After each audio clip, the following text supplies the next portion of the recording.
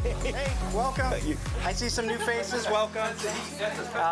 And the old faces. Thanks for coming out. For 5 years. I hope you harvested all your tomatoes because I don't think they've got much time left. Thanks, by the way.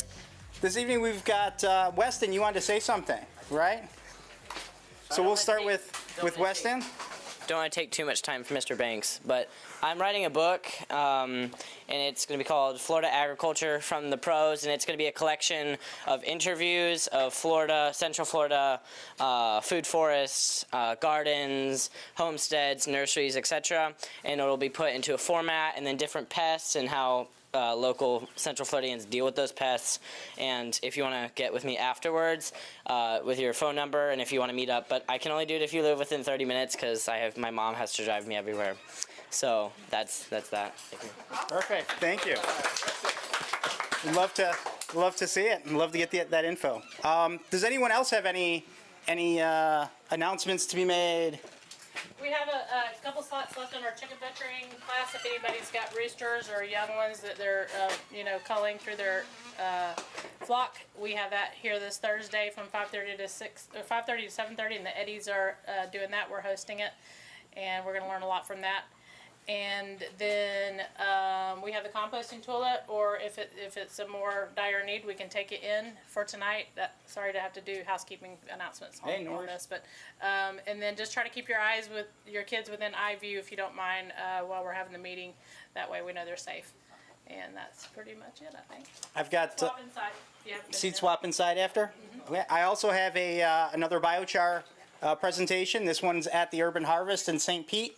Might be a little drive for you guys, but if you're interested, it's there for you. I think that's it. Mr. Banks, where are we at, buddy?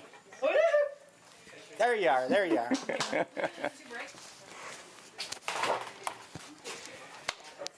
This is an open forum, which means it is not a monologue from me.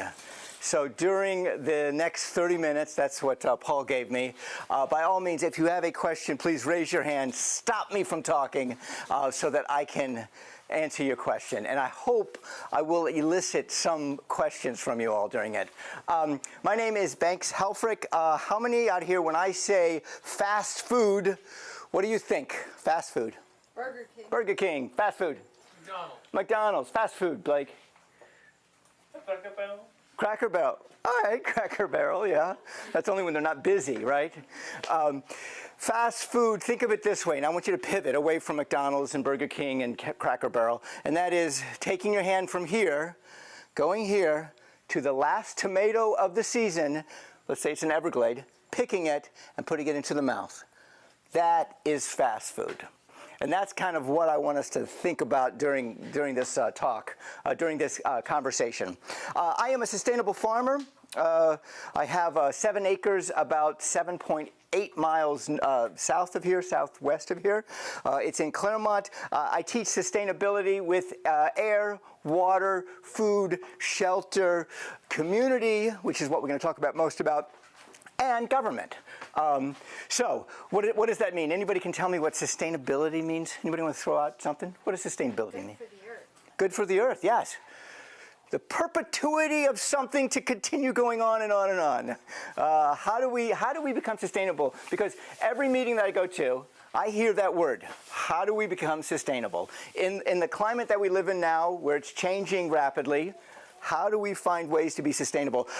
I was here a couple months ago, and I heard Becca talk about how they were pure permaculturists, which means they did not cover up anything. What lived, lived, and that was sustainable. And if you look around, the squashes look great, the mulberries look great, everything looks wonderful. So it's going to be a sustainable community is what I'm mainly going to be talking about. Community. Anybody want to tell me what community is or give me an example of community? All of us right here now. Absolutely. Sonia, this is community. This is what Paul creates with Lake Permaculture. This is what Becca does by opening her farm. Her chicken harvest, chicken wrangling, chicken butchering is all a part of community.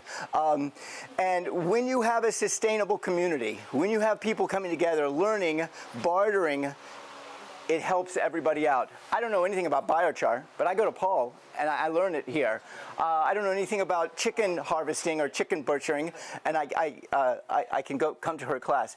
My farm is open once a month, the second Saturday of every month, and it is a complimentary tour. By the way, you two little ones right there, if you behave yourself, I have balloons for you. I have balloons for you if you behave yourself. No, no, you can't. Only if you behave yourself, Wesley. And that book is done within 6 months, okay? No, okay. Once a month, second Saturday of every month, I open my farm up for anybody. Anybody can come. It's 9 a.m. in the morning. It's Sam's Lake Road, which is the Clay Road district of Lake County, basically. And it is, by raising hands, how many have actually been to the tour? Because there are some of you. Oh, yes, yes, yes, yes. Oh, my gosh. Almost half of you have been there. You can go barefoot. You can go barefoot. I am a barefoot farmer, and it's wonderful. In fact, I ask you, if you want to take your shoes off, you're more than welcome to. Ants might like you and bite you. Right now, though, they're not so much. So I opened the farm up for a tour. And the tour includes basically 77 fruit-bearing trees, my orchard. I have 14, I call it a vineyard, 14 grape plants. 13 of them are actually muscadine. I have one that, they're not muscadine. I got it at Lowe's, and it gives me seedless grapes. I have about 45 pounds of grapes every year. I can't eat more than 3 or 4 at a time because my mouth gets so raw from it. So I give it away. I also have a food forest, mainly bananas. I have an outdoor shower, which is encumbered by passion fruit. The wild passion fruit. I have a pineapple and blackberry patch. I have a wild blackberry patch. I have a vegetable garden, an herb garden, 2 shade gardens, a Monet garden, which only looks Monet in about February or March. Right now, it looks more like something Edgar Allan Poe. So yes. So this farm is not only about food, it's about air. And I tell people, how do you sustain air or have a viable air? You plant something. If you plant a plant, we have a symbiotic relationship with our plants. And when you're out there breathing what they're giving you, you become a happier person first and foremost. So air is first, and that's what we do on the property, is we plant a lot of different plants. The second thing is water. We can't live more than about 3 days without water. So I utilize water at the closest source. Anybody want to tell me what the closest source of water is? A pump? Closer than that. It does go through a pump. Rain. Rain. Who said rain? Yes. Did somebody say rain? Yeah, rainwater. I have a 2,500 gallon and a 1,400 gallon catchment system. My house has a 12-4 pitch roof, metal roof, which goes into a gutter. The gutter goes into these 2 tanks. The 2,500 gallon tank feeds my house. The 1,400 gallon tank feeds my outdoor shower. So, and I take 98% of the time outdoor showers. So if you're my neighbor across the street, you might not like it. But that's... Sorry, I'm growing up that cherry tree to get, to block it now. So yeah, water is so important. Now, what do I do with the water? The water comes into the house, and I chlorinate it first and foremost. Anybody know why I chlorinate it? Kill the bacteria. Kill the bacteria. Dorothy, wow, you want to do my speech for me? All right, yeah. It kills any bacteria. No Montezuma's revenge on my property. The second thing is I have a carbon filter, which actually takes out the chlorine, and it takes out any heavies. Okay, I just had it tested about a month ago. The guy that tested it was selling me on some product, and he said, you know what, you don't need. This is the best water I've seen around. He then tested the lake water, and he said, this is pretty good too. So I'm in a good spot. It's called Sam's Lake Road. So water utilized inside the house. I even take it one step further. We live in Florida. We're not in Arizona. We're not in California. That sounds like a Justin Bieber song. Some of you got that one. And they have issues with water. With 1,900 people coming to live in Florida every single day, we do not have an infinite supply of water, so we have to find ways to utilize the water over and over and over. I have a gray water system. Anybody want to tell me what gray water is? Anybody? Dirty water. It's what? Dirty water. It is. Washing. Yeah, washing. There's black water, which is from the toilets, which goes into the septic, and then there's gray water, everything else. Washing machine, sinks, showers, and that water goes into a system that I feed my trees, which that I do not eat from. So they're all ornamental trees. And here's the super cool thing. On my property, I love smells. I love tastes. I love taste, smells, and sight. I love to see beautiful things. My ornamental trees are actually rainbow eucalyptus. I have a small little rainbow eucalyptus forest I'm growing, and anybody know what a rainbow eucalyptus is? Yeah, Wesley. My neighbor has it. Yeah, so it looks like a... I don't know how to describe it, but it's pretty good. Yeah, it looks like, Marvin. The trunk looks like a rainbow when it sheds. Yeah, the trunk. He's only had it for like 2 months, so All right, yeah. So I have a mini rainbow eucalyptus forest. I've taken the seeds, I propagated them, I'm getting ready to grow this forest. The idea is to have this forest grow up, have hammocks in it, and then people will lie down underneath and Skittles will rain on them. So, Taste the rainbow. taste the rainbow, right? So it is sights. It is having beautiful things on the property. So water is the second one that I utilize, and I utilize as much of the water as I can, the gray water and all.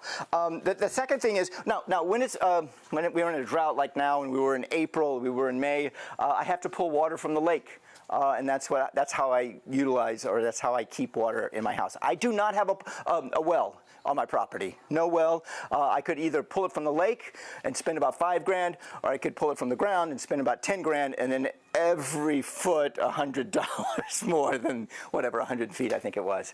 So yeah, water is so important. In fact, in our lifetime and in Wesley's lifetime, you'll find that water is going to be imperative. That we have to make sure that we conserve. Second thing after water is food. We grow our own foods.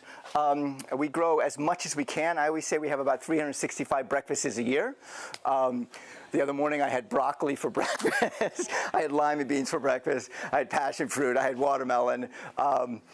Maybe some of the last of the Everglade tomatoes. So I eat everything that I possibly can on the property, and I try to grow as much as I can so that I have not only my breakfasts, my lunches next, and then from there. Callaloo. Anybody know what callaloo is? Yeah. I don't believe amaranth, green amaranth. Oh, nice, Wesley. Yeah. We are just finishing up now. It's a giant thing right now. We stir fry it and eat it. Over rice sometimes. But yes, food is so imperative. Yes? Is red amaranth different from the green amaranth? Only Or in, is it a different stage? I think it's only in color. Hang on, let me ask my fellow farmer, Jody. That's Jody. She farms with me on the property. Red and green. One is grown for the grain, for the tassel, and the other one is grown for to eat the leaves. So the callaloo is for the leaves. It's delicious, by the way. Yes, yeah, very delicious. With And the red, we can eat the whole plant, except for, I think, the roots. right, it's mainly for the grain of the amaranth, I think Yeah, it is. but you can eat the leaves, too. Oh. And the stems Yeah, you when can. they're small. Yeah. So we produce as much food as we can on the property. Now, it's a 7-acre farm. We do not have animals on the property besides humans, and they're wild enough. So on the property, we leave space for nothing to grow, only indigenous to grow. And that means I do not mow areas. About 40% of it is left the way it is. So that leaves the natives, rabbits, snakes, squirrels, rats, mice, tortoises, to do what they want. And the idea is to have them do what they want at their own place so they're not coming out to my garden and eating my garden. At one time, I had a garden out there. It was about a 14 by 14, and when anything became ripe, it was gone immediately. So I thought, you know what, that's going to be decoy garden, and I'm going to have another garden closer to the house. And when I did that, they still come up every once in a while. So it's tasty. I guess they like what we grow. So we grow as much as we can to eat. That's the food aspect of it. The other aspect of after food is shelter. I built my own house. I am not a builder. My background is in performing. I'm a children's performer. What do you think I have so many balloons? And I decided to build my own house. And the house, the idea I had was making it a breathable house. Anybody want to jump in and think about what a breathable house is? Yeah. A house with proper airflow? Yes, it has to do with airflow. One of the biggest dangers in Florida is mold. And mold cannot attach when air is being circulated. So my idea was to have a house that took the Florida cracker principles and utilized it in a much more modern style. The walls are SIPs, structural insulated panels, which is 20 gauge metal on the outside, 4 inches of styrofoam, and then 20 gauge metal on the inside. And these are like Legos that you put in, and they're tongue and grooved together and caulked. I have high ceilings, so the high ceilings make it so that wind can go through as far as the windows on the high area. I have exhaust fans up at the top to pull air through. I have windows inside the house so that we can open up and have wind flow. We have ceiling fans. So the idea is to have everything moving as much as possible. 16 feet, which is basically from here to about right here, is the width of my house, which means I can open up the front door, I can open up the back door, and we can have a breezeway coming through. We also have a breezeway through the carport, and you can sit there and you have these this breezes coming through. So utilizing as much as I can of nature. The other thing is we have passive solar and heating. Anybody can tell me what that is? You have some windows on the south side of the building, and with an overhang, so that during the summer months, the sun or the overhang shades the house, but during the winter, those windows allow the lower sun in the sky to heat the home. That's west right now. And on my property, my house faces this way, so that's south. And in the summertime, I'm sorry, in the wintertime, the sun is low, which means the sun goes into my house, my windows, and heats up my house. Now, granted, we have like 18 days a year that we need our house heated up. And then in the wintertime, the sun is going up a little bit higher, and I have eaves that are a little bit longer, which will make sure that the sunlight does not go into my house, keeping my house cool. And that is solar, that is passive heating and cooling, which are those principles. This is so that I do not have to use as much air conditioning, which brings me to electricity. How do we become sustainable with electricity? Anybody want to guess? Solar, yeah, solar. We have a 3 kW system, which gives us about 48% of the electrical needs that I need on my house. It takes sunlight, creates electricity, direct current. We have an inverter which changes it to alternating current, which is what feeds the house. And I need another one of these in order to be pretty much self-sufficient, totally self-sufficient. Who here has a self-sufficient lifestyle? Who here is totally self-sufficient? Nobody. My idea for my farm, my utopia farm, is to be totally self-sufficient, to feed myself, to have enough water, to have enough electricity that I create myself, and then more than I need to give to my neighbors so that they're happy too. So I have neighbors that are happy. Here's a cool idea, and this is something I read recently, and that is there's an island, it's a Marshall Island, I think, and they want to get totally they want to create their own electricity on the island. And they have a few ways of doing that. They have solar, they have wind, they also have tide electricity that can be created. And their idea is to utilize these 3 aspects of creating electricity, and during the times that these can be produced, like when the sun is out, it will run the house, it will run, it will charge their car, their electric cars, it will charge their neighbors, it will charge the whole area. And then at night, here's the kicker, at night, when it's, the sun's gone down, so they can't get electricity from that, the tides have slowed down or ceased, the wind has slowed down. In order to get their energy, an electric car is basically a battery on wheels. And they take the car and they plug it into the house, and then the house is charged by the car. And that is a closed loop. When I talk about sustainability, how do we find ways of having a closed loop? On our property, we do not get rid of any organic matter. And when I mean organic matter, trees, limbs, branches, everything stays on the property. The only thing I throw away is your wrappers, saran wrap, plastic stuff. All the paper products that are at my house, I utilize those in recycling. The worms love it really well. I give them some cardboard too. So how do we keep everything here? Chop and drop. I either use it for fertilizer or I use it to burn. We have anybody know what a rocket stove is? Yep. Yes, we have a rocket stove, and it's this little tiny stove made of bricks, clay bricks, and it will actually boil water in lickety-split time. And it's like 3/4 little twigs to make it happen. Utilizing what I have on the farm in order not to use the gas inside or the electricity inside. So looking at the whole way of keeping it a closed loop. So we are up to housing. We're up to how do we make a sustainable home. The next is home community.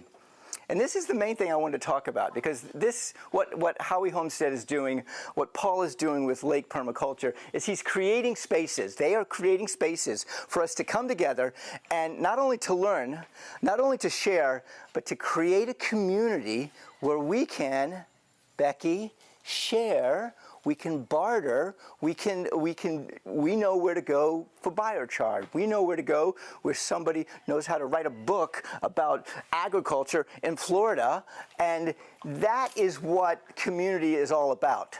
Going to Blake or naming my next beehive after Adrena, finding ways to bring us together. And this is a perfect example of it right here. I speak at 7 different city council meetings a month. 1 school board meeting, 1 county commission meeting a month. That's 9 meetings that I stand up and speak. And I always end up speaking about sustainable farming, about how inviting people to my community, to my farm, to learn how to be sustainable. There is a push, a hunger for those of us under 45, and that is not me, by the way. I'm not one of those.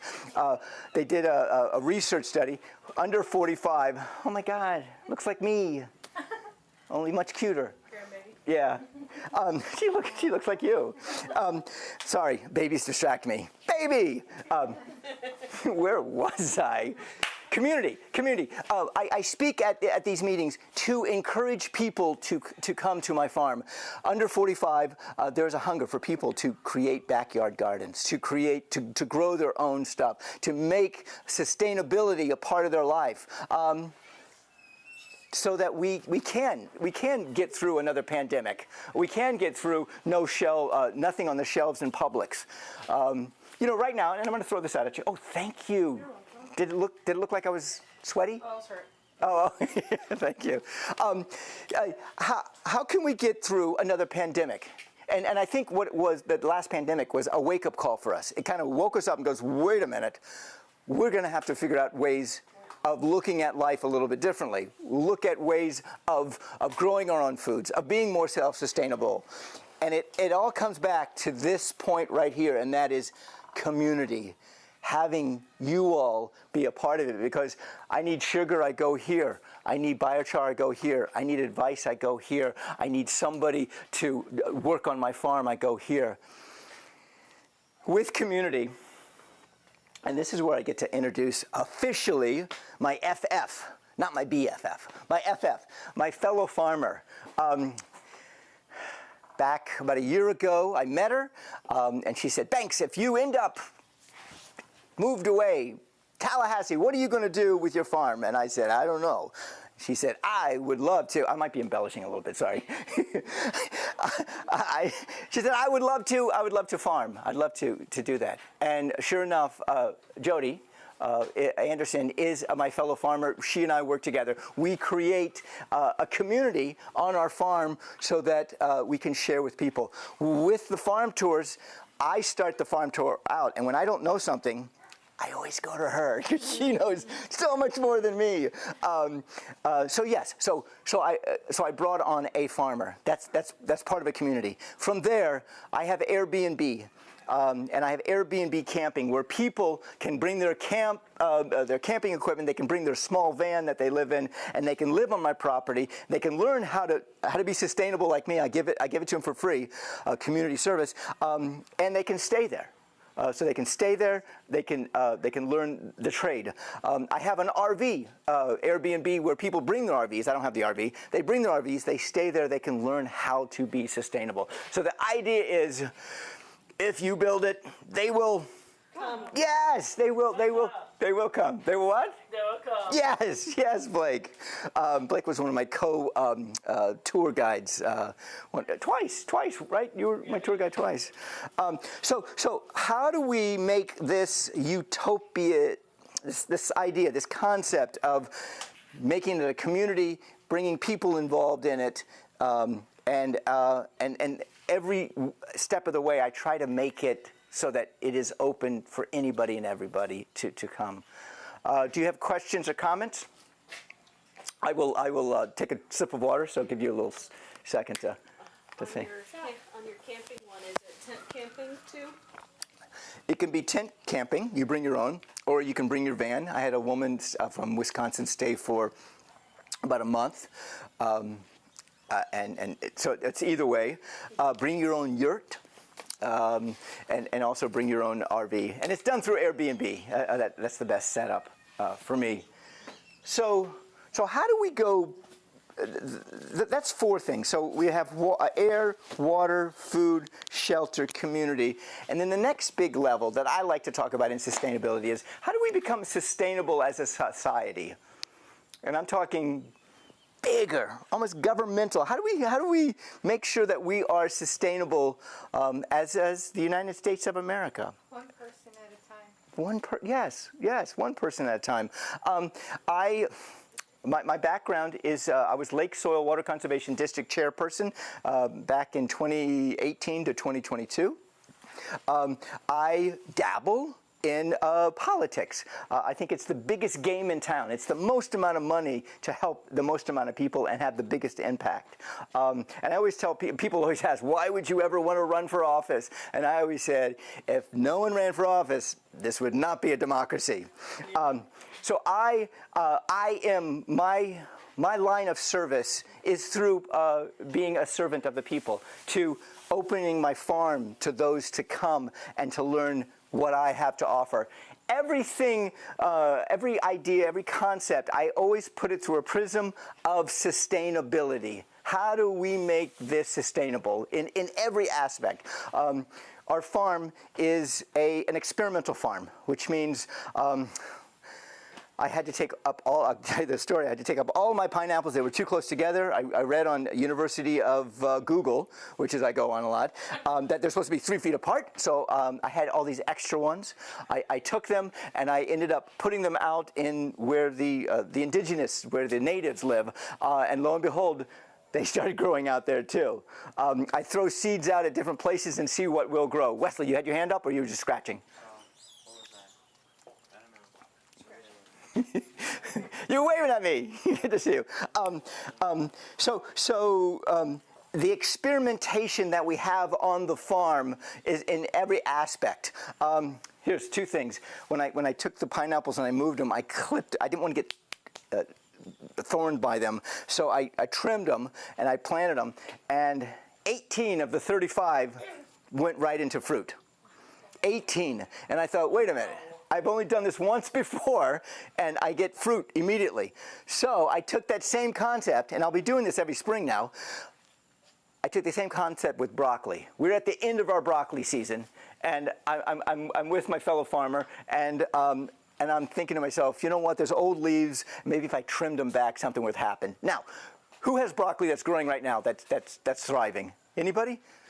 No. Who grew broccoli this year? Anybody? You guys? Is it still going or not? No. Yeah, it's going to seed. I ended up trimming the sides of it, and every day I have 3 or more little pups coming up. We snap them, we eat them. Sometimes I just go over and go like that, bite them. That's only because it's fun. I don't have to touch my hands because they're dirty. The point is, by trimming them, we are getting an extra month of broccoli. Last night we had broccoli I think on rice, on noodles. We had it with noodles. Yeah. So experimentation is the key. With the climate changing and the weather changing, find new ways of throwing things out there. Someone had told me at one of these permaculture meetings, clip back your mulberries after they fruit. If you clip them back like right here, right, Becca? Right. Oh, really? So Jody and I had an idea, and she says, don't do it to all of them. So I clipped them back, and I'm thinking I would get a new fruit. They haven't come yet, so I tried it. I did try that. So we're constantly trying to push the envelope on what works. I'm going to go to my bees now. I live with 2 queens. One is Lily, and one is Daisy. And they are queen bees. We have the bees there for pollination only. Okay? We do not have the bees for the honey. How would you like it? How would you like it, Blake, if you went grocery shopping at Publix where you work, and you ended up bringing home all these groceries, and then somebody took the lid off the roof off your house and took 30% of it, and then left you? How would you like that? Isn't that taxes anyway? Isn't that yeah, that's very good. She said, "Isn't that tax season?" Very good. Yeah. Well, then you know what bees feel like. Yeah. We all know what bees feel like. That's a very tough question that you gave me. I was trying to think very hard about it. It is a tough question. However, that's what we do with our bees. And I am a firm believer of using them for pollination. We do take extra honey out. Actually, I heard this from someone at a beekeeping meeting, and they said that, how many here, raise your hand if you are getting honey? And no one had their hand up. We don't have enough flowers for that. The point is, we will only extract honey if they produced more than they need, and then we will give it back to them in the months that there's no pollination going on. So we try to utilize experimenting with these bees, which is very important. So bees, water, community, government. Basically, Paul, I think I've covered just about everything with sustainability. It all comes down to sustainability and community, though. You know, tell your friends about this. Bring your friends here. Have your friends go to different farm tours. I'm a member of the City of Groveland. I do not live in Groveland. City of Groveland Eco-Agrarian Lifestyle Focus Group. Basically, I'm the head of farm tours. Next year, March the 23rd, is National Agriculture Day, and we are opening up, Becca, I need to talk to you about this. We're opening up all farms for free tours for anybody to come and to tour the facility. My farm will be one of them. We're working on Cherry Lake Farm, which they're very open to people being involved in it. You know, Howie Homestead is another one. Blueberry Farms up near us. Any farm that's in this South Lake district, South Lake area, to open their farm and to bring the people there, because people want to learn this kind of stuff. Yes. So my daughter and I have been working on food forest on our property, and we got a plan and everything. It's just that I've had so many surgeries on my hands that I physically cannot do the work.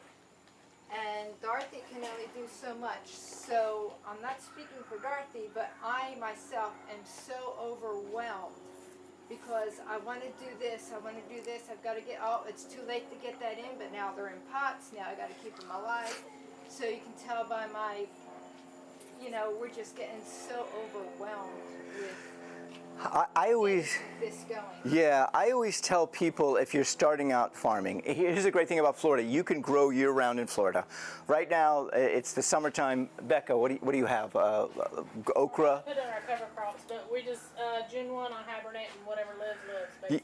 Yeah, yeah. So, Still have collard to go in. yeah. Some Okra, peanuts, black-eyed peas. We have watermelons that are still going at it. These are watermelon seeds that I just threw at.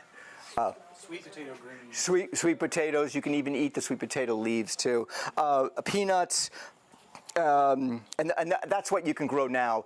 In the fall, then you have a whole plethora of all the cruciferous, broccolis and lettuces, and then the ground cover crops too. So we are constantly figuring out ways to grow. Now, we do what Becca does here at Homestead, and that is we stop planting anything roughly the 15th. We go back to the 15th of this month. And then what grows, grows. I don't want to be out there in the middle of the heat.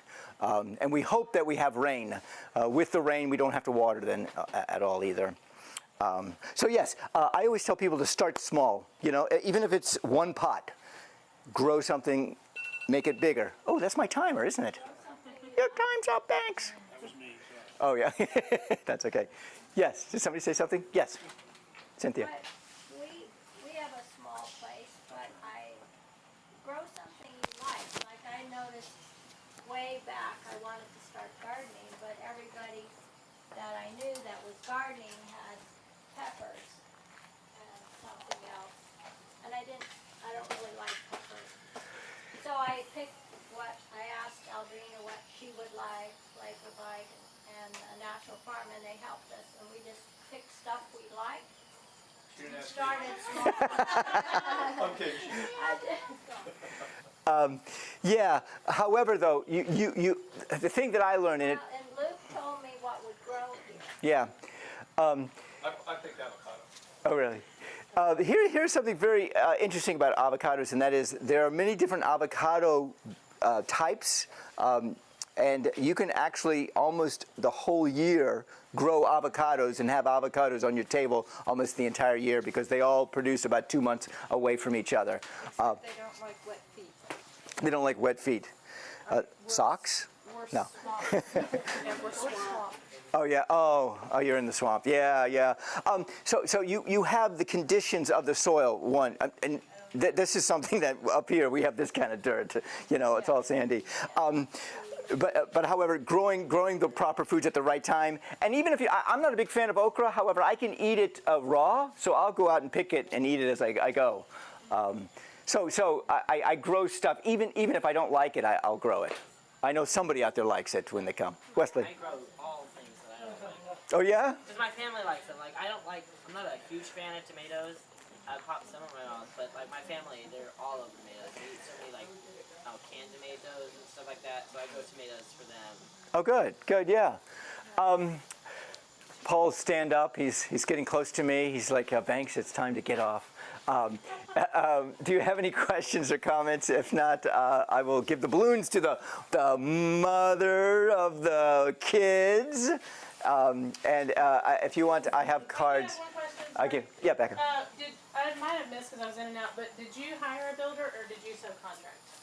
I subcontracted, and I was the owner builder. Right, and then so the SIPs, were you able to find those locally because it's Florida or what? I found them locally. You did? Yes, and I have the guy's name too, if you're ever interested. A lot of people doing it around here? I saw one in Umatilla. He sent me to a house that did it. Here's the great thing about him: 150 wind resistance. Right. So. For the Gulf Coast. Yeah, for hurricanes.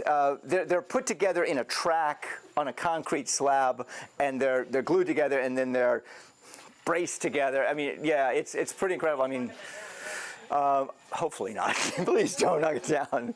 But yeah. Thank you so much, everybody. Thank you, Ben. Yeah. I'll be around. No more questions. Robert. Do you have to bring in any amounts of soil or compost materials? That's what I was. What I do is I bring in mulch, and I get as much free mulch as I can. Yeah, chip drop is what I use, and I utilize that. I also brought in some reliable peats soil when we pot stuff. The idea though is everything that falls off the tree, leave it there, and pretty soon that sandy soil is going to end up being a little darker, a little browner. If you look underneath this mulch right here, it's going to be brown. I don't know how many layers you have there, Becca, but we have about 5 layers on some of our areas. There's a big push now in the world. It's called Save Soil, and that's what's going to be the demise of our food source, because the soil is being eroded away because there's very few plants there, and we can create our own soil, and we can create it through keeping everything there. That's why I don't send anything away. Yeah, that's where I'm leaning toward myself. I've had to bring in some stuff because of just the sheer amount of sand. Yeah. But when I started looking around, I was realizing we'll actually have a huge compost potential. Yeah. There's a lot of green and there's a lot of dry. And started thinking about it, and I'm going to start, kind of bringing that together to compost and bring it and do it myself.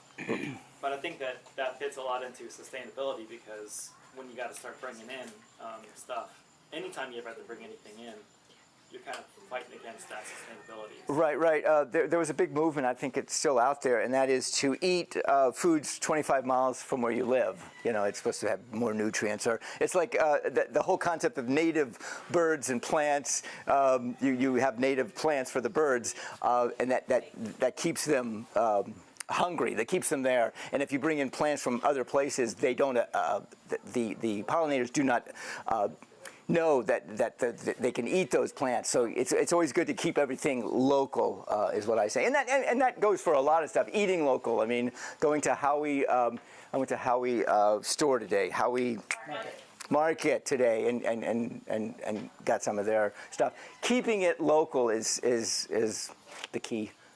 Wesley. I was gonna say for you, I don't know, just in the beginning, what's helped with me a lot is you can find anywhere, but alfalfa pellets. What I do is I soak them in a 5-gallon bucket, 10 minutes, and I put them on. They kind of look really gross. But if you put, what I did to make it look a lot nicer after a week, is I put mulch right on top of that. Oh my gosh, the alfalfa pellets will fix your soil like that with the mulch. Can't snap with my left finger, but it'll fix your soil so quick. With the mulch, it'll break it down super quick. And really just boost your nitrogen level in the soil. That's helped a lot. Okay. And I know that I met him, that guy, and he works with mulch too. So, yeah, meet him. He has a mountain of mulch. Thank you, Paul. Yeah, thanks. Appreciate it. Before we finish up, what Banks was talking about was developing this community. So, a big part of permaculture is moving from being a consumer to being a producer. So I would like to go around. If anyone is producing anything that they have for sale, let's start building that community right now. So, anyone? Come over here. Wes, you selling something? I want to start up a nursery in the fall and winter. So you're thinking about a nursery? I am. But right now I have a ton of stuff. There's a craft fair, so I have a ton of stuff I'm doing right now.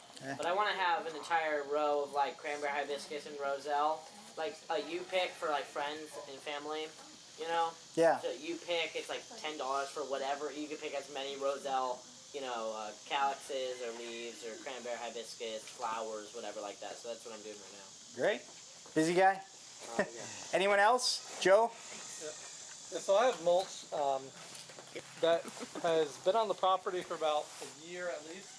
And other piles that rotate. So I have several thousand yards of mulch. But also, when he was talking about water storage containers, I have food grade and non-food grade water totes that are, the food grade are 275 gallons, and they're almost in brand new condition, only been used once. And then non-food grade, I have 275 and 330 gallons. So depending on what you're going to use it for, nothing had toxic chemicals in it, but it's a big trend with people wanting rainwater harvesting or aquaponic systems. to be able to use the food grade and the non-food grade containers. So if anybody has a need for it, I have lots and lots of containers. Susie, you want to tell us about your? Yeah, I grow flowers. I just live up the street here, so I grow flowers, and I sell them at the Howie Market. I just brought up, I had a florist back out on me at the last minute today, so I brought up tons of flowers at the Howie Market today. So if anyone wants some, they're up there, and they'll be there throughout the summer. Flowers don't seem to mind the heat too much, so I'm going to keep growing them through the summer, and yeah, so that's what I do. Thank you. I have ducks. If anybody needs ducks, I've got lots of ducks. Duckies, baby ducks. Welsh Harlequins, they're beautiful. And what do you use them for? The eggs? The eggs or the meat? You can use them for whatever you want. She says take them. Because if you don't, I'm gonna. They make great eggs. What? They make great eggs. They're good pets. They're show quality, so you can show them in fairs and whatnot if you need for 4-H or 4-H. whatever. That's where I sell a lot of them. 4-H kids. And they have to be enclosed, right? Or the coyotes will get to them? Yes.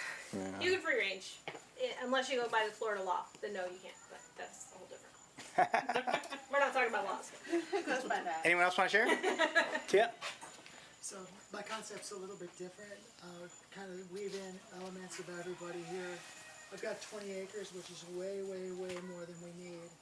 And so what I like to do is joint venture with people who want to do something, but they don't have the means to do it. I've got arable property. I've got biochar on the premises, because Paul does his biochar at my place. We've also got 2 acres of spring-fed water. We've got lots of fiber mass in the ground growing.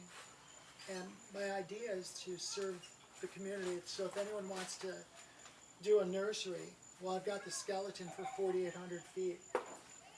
It's just not put together yet. So anyone who wants to do something where we can benefit, both of us can benefit, my goal is to create abundance. So like Banks was saying, as soon as we all figure out that we can create abundance, most of the problems go away. So like Paul and I are doing this joint venture, I'm looking for vermiculture, I'm looking for nursery operations. Anyone who wants to do something, if you know how to teach things, then certainly we'll set up a scenario where you can teach what you're good at. So it's all in line with what Paul's doing in his communities. But yeah, just love to serve. Thank you. What a great resource. If anyone's looking for land or wants to grow a garden or start putting down some commercial crops, the land's available, the water's available. I've got the back, I call it the back 9. It's totally available. I got 4 acres under canopy, tree canopy. So I'll plant wildflowers if you need bees. I'll plant wildflowers for you. So That's just, great. you know, it starts with a conversation, that's all. Anyone else want to share their products or services? I'll just mention the biochar. I also sell the biochar kilns and courses teaching you about how to make the biochar. But that's it at the moment. And the next farm tour, it's always the second Saturday of every month. The next one is actually this Saturday, the 10th. It's at 9 a.m. It's at Sam's Lake Road, and that's Claremont. Come see me, and I'll give you my card, and I'll give you a specific information on it. So yeah, that's what I have to offer too. So I just want to share something with y'all. I mean, I live in Tavares. I go to church in Umatilla. But I just wanted to share a little thing with you. Somebody from another group I was in had went to the City of Umatilla Library, and they said, do you have like a card catalog with seeds? We want to do some backyard gardening. And the city librarian, or the librarian there said, we'll make a space for it. We'll figure it out. We'll make a space. And so somebody brought in seeds, saw the ladies post. Somebody brought in 2 large totes of seeds. So the city is pulling it out and making small baggies, and you can go and get seeds. Well, it was so well received that the Agricultural Center here in Tavares said, we want to support this. Umatilla is, financial demographics are low, and so they want them to garden to help offset some cost. And so if anybody, if you know people in Umatilla or want to throw out a hand to help, I'm sure they would like some friend farmers to learn and grow with.